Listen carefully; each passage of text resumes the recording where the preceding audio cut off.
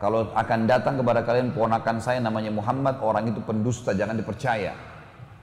Dia penyihir, dia memisahkan antara suami istri, dia begini, dia begitu, segala macam keburukan.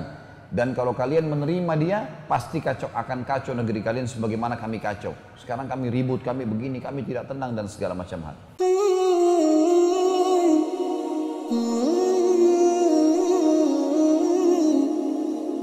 Berhubungan dengan Sang Pencipta, teman-teman sekalian, adalah hal yang sangat luar biasa. Karena dialah yang menciptakan apa saja. Maka secara otomatis kita sudah sampai pada, kalau di perusahaan itu direkturnya atau bahkan ya komisarisnya, langsung pada orang yang tertinggi atau yang menguasai, yang langsung bisa memberikan kepada kita. Menjalin hubungan dengan Sang Pencipta Allah ini akan membuat ketenangan jiwa. Saya akan mulai teman-teman sekalian dengan contoh baginda Nabi Muhammad SAW. Beliau setelah 8 tahun, 9 tahun berdakwah di Mekah, Nabi SAW merasa Mekah ini kayaknya udah nggak layak dakwah nih.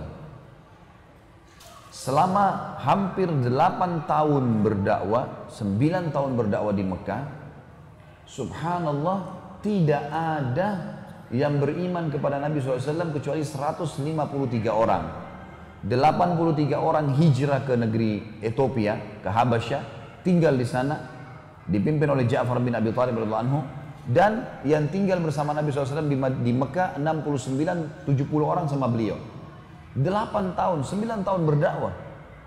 Maka Nabi SAW melihat, dan di situ juga disiksa kaum muslimin, nggak bisa berdakwah, nggak bisa bertemu orang, keluar Mekah pun tidak bisa dijaga di pintu gerbang. Susah. Kalau begitu dakwah digebukin, dipukulin, mati pun tidak ada masalah. Kalau ada orang Mekah yang bunuh orang Islam halal, nggak dihukum. Jadi betul-betul terus isolasi. Nabi SAW berpikir cari lokasi dakwah baru. Lalu terlintas di benak Nabi SAW, ijtihad beliau, lokasi dakwah yang paling dekat adalah kota Taif. Kota Taif, teman-teman, kurang lebih 60 km dari Mekah. Dan kota ini dingin, enak. Sampai sekarang Masya Allah udaranya bagus sekali dan sudah masuk di, tentu dia dekat Mekah ya, jadi masuk di kerajaan Saudi sekarang. Pergilah Nabi SAW sebelum subuh ke sana, masih gelap. Karena kalau sudah terang, biasanya orang-orang Mekah lihat, ditahan, nggak boleh keluar, supaya nggak ada yang tahu. Rupanya Nabi SAW jalan kaki, 60 km jalan kaki bisa ditempuh sampai 3 hari. Jalan kaki, baru sampai ke kota Taif. Pamannya Abu Lahab, yang Allah sebutkan dalam surah Masad, benci sekali dengan Islam ini. Benci sekali dengan Nabi SAW, karena Nabi menantang mereka untuk menyembah berhala. Sementara Abu Lahab ini termasuk pebisnis terbesar di Mekah, patung. Dia yang banyak jual patung tuh. Nah, dia merasa Nabi SAW kalau larang, walaupun ponakannya sendiri, berarti ganggu bisnisnya dia nih. Sampai anaknya dia ada yang menikah dengan ya, anak Nabi SAW, suruh cerai. Maka ini penyebab daripada kebencian yang luar biasa, membuat Abu Lahab tahu Nabi SAW keluar dari Mekah, kan? Maka Nabi SAW dikejar oleh dia, tapi dia lewati jalur yang lain pakai kuda. 1,5 hari sudah sampai ke Taif. Dia sampaikan, Abu Lahab sampaikan ke orang-orang Mekah, orang-orang Taif, termasuk kepala-kepala sukunya. Waktu itu suku Thaqif namanya. Kalau akan datang kepada kalian ponakan saya namanya Muhammad, orang itu pendusta, jangan dipercaya.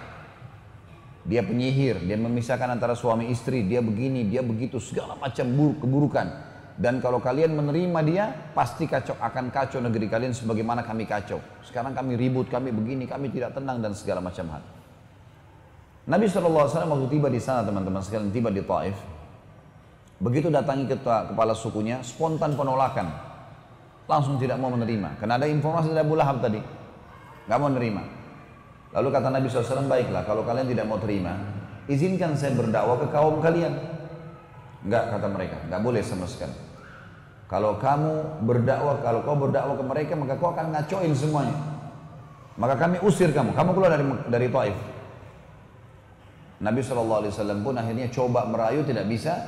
Akhirnya pemimpin-pemimpin kota Taif ini mengatakan kepada satu kota Taif, bayangin kalau satu Denpasar gitu ya, semuanya rajam Nabi SAW, lempar dengan batu.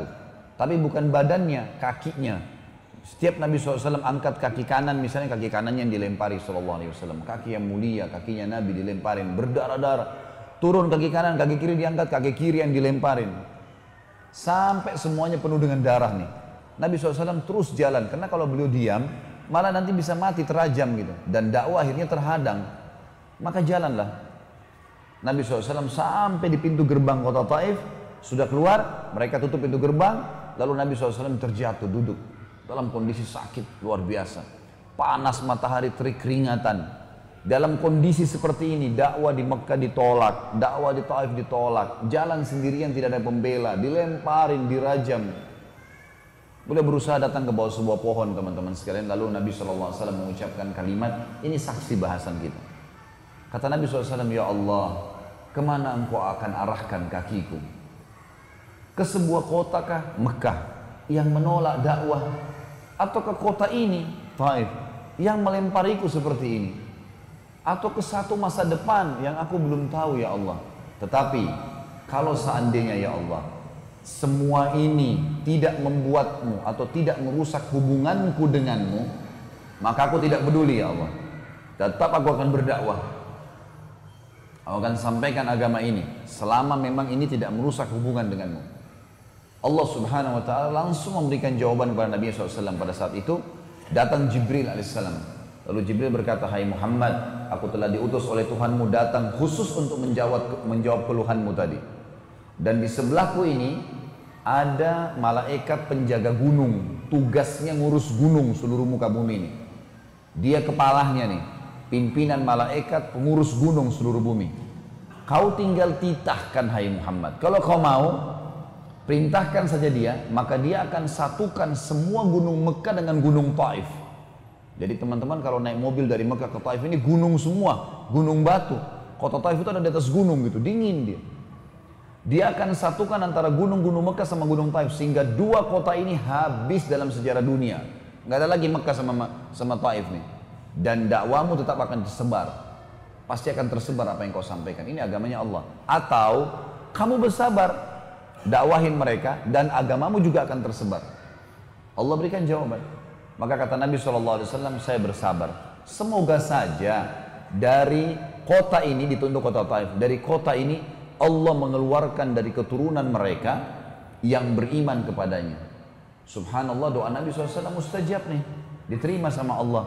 Keluarlah dari kota Taif, cukup satu orang ini, banyak yang lainnya, tapi satu orang ini kita kenal betul namanya Abdurrahman ibn Sakhr, julukannya Abu Hurairah.